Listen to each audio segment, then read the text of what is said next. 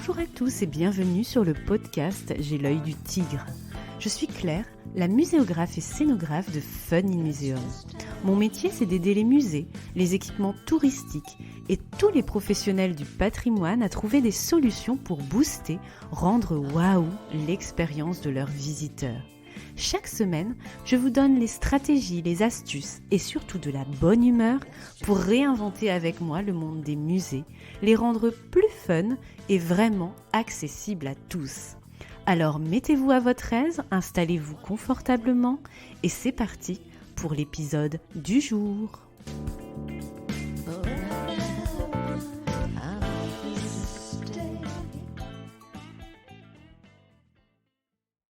Bonjour et bienvenue dans ce nouvel épisode Comment pimper. Dans le podcast numéro 25, je vais vous expliquer comment enrichir et rénover votre exposition permanente en 6 étapes. Je vous invite à retrouver ce mode d'emploi pour un focus méthodologique. Petit lien en description de l'épisode pour le retrouver facilement en un clic et gagner du temps. Aujourd'hui, on va plutôt parler des moyens plutôt que du comment. Vous le savez, une exposition permanente a tendance à être trop souvent immobile entre guillemets et finit, y compris après une rénovation, à devenir désuète si par exemple 1. Elle a été pensée avec des technologies numériques qui vieillissent rapidement, comme la 3D, au lieu de recourir à des formats plus intemporels comme l'illustration. 2. Elle a été pensée avec des outils de médiation qui ne sont pas évolutifs pour inciter à la revisite.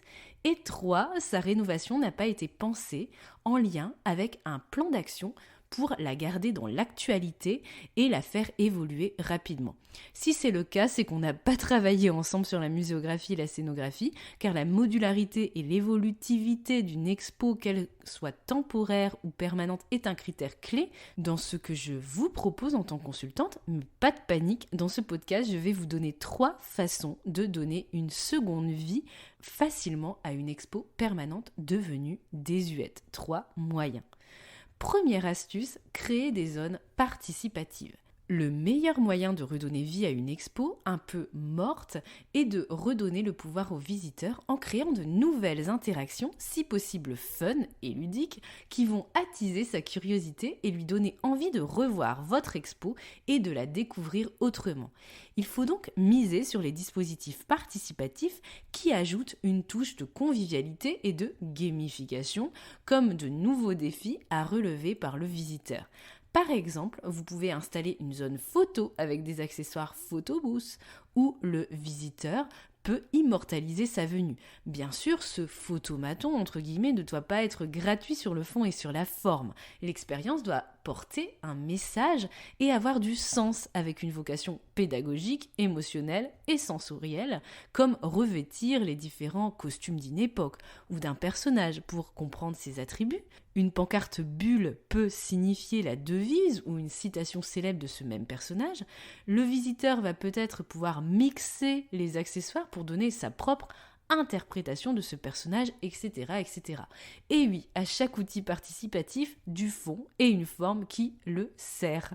Autre dispositif participatif qui fonctionne assez bien, les murs, les sols, les fresques d'expression, où le visiteur va pouvoir donner son avis et s'exprimer sur une question que vous lui posez, et cette question peut bien sûr évoluer avec le temps. Si vous me suivez sur Instagram, vous savez qu'il existe des formes très diverses de ces murs entre guillemets d'expression, sous forme de simple papier peint graphique à customiser, ou encore sous forme de boîte aux lettres, etc.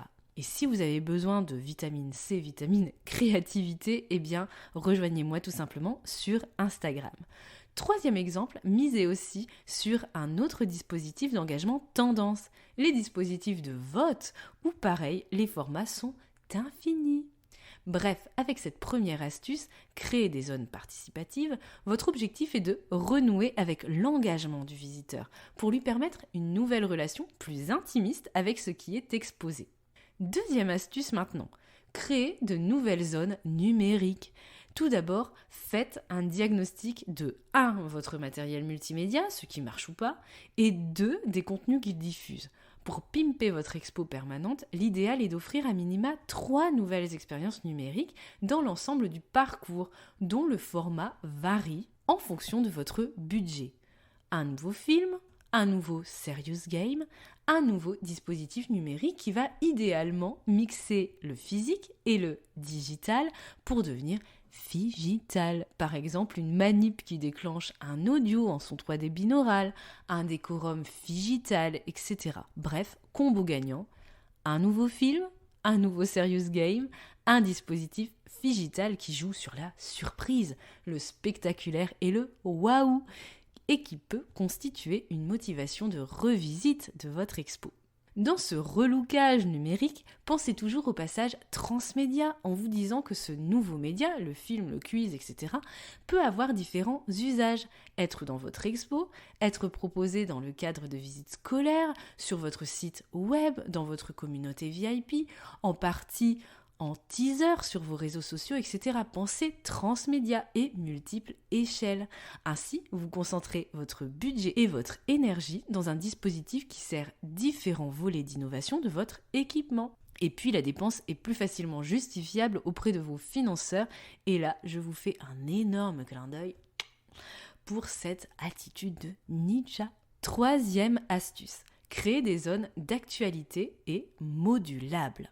L'idée, c'est quand même de ne pas se retrouver avec le même travers après ce relookage d'expo dans quelques mois et années, n'est-ce pas? Donc, créez impérativement dans votre exposition permanente des zones semi-permanentes, facilement modulables, avec peu d'énergie, de frais et d'intervention extérieure. Ces zones semi-permanentes peuvent être des stations personnages qui évoluent selon une fréquence à définir.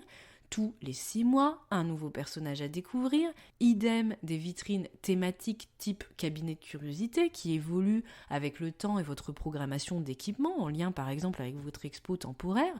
Vous pouvez aussi aménager une zone laboratoire, où vous faites un focus régulier sur une question essentielle et insolite de votre thématique ou collection avec une tonalité un peu funky. L'idée de ce troisième axe pour pimper votre expo n'est pas de vous créer une usine à gaz, mais d'inscrire votre exposition permanente dans une dynamique évolutive clairement inscrite dans votre calendrier avec une régularité définie. Par exemple, tous les 6 mois, on change le contenu du labo, tous les ans, on modifie toutes les vitrines thématiques et les stations personnages, etc. Trouvez votre rythme et ce qui correspond le mieux à votre contexte d'équipement, à votre format d'équipe et à ce que vous avez envie de faire tout simplement. Pareillement, il est aussi facile d'imaginer tout un lot de manips dont le contenu peut évoluer facilement.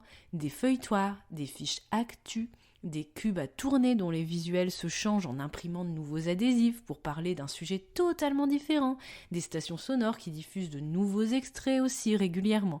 Bref, ne figez pas dans le béton armé votre exposition permanente. Lors de sa conception et de son relookage, pensez toujours à son cycle de vie et programmez ses étapes d'évolution avec un calendrier, un budget et un plan d'action dédié. C'est la meilleure manière d'inciter à la revisite et pour garder votre expo dans l'air du temps. Allez, c'est parti pour le post-it. En mémo, les 3 façons pour pimper votre exposition permanente donc sont 1. Créer des zones participatives qui ont pour objectif de recréer un engagement avec vos visiteurs. 2. Créer de nouvelles zones numériques avec un combo gagnant que je vous conseille. Un nouveau film, un nouveau serious game, un dispositif Figital waouh. Et tout ça, ça ne coûte pas forcément un bras avec un peu de créativité. Direction l'épisode 41, 3 mythes sur le numérique si vous avez besoin d'aide à ce sujet. Et enfin, 3, créer des zones d'actualité et modulables avec un plan d'action qui planifie l'évolutivité de votre expo et son cycle de vie pour la dynamiser régulièrement. Une expo, c'est comme une maison. On fait évoluer certaines zones régulièrement pour qu'elles soient toujours jolies, confortables, fonctionnelles dans le temps et qu'elles vous plaisent quand même accessoirement. Voilà, l'épisode touche à sa fin. J'espère qu'il vous a plu et vous donnera de belles idées.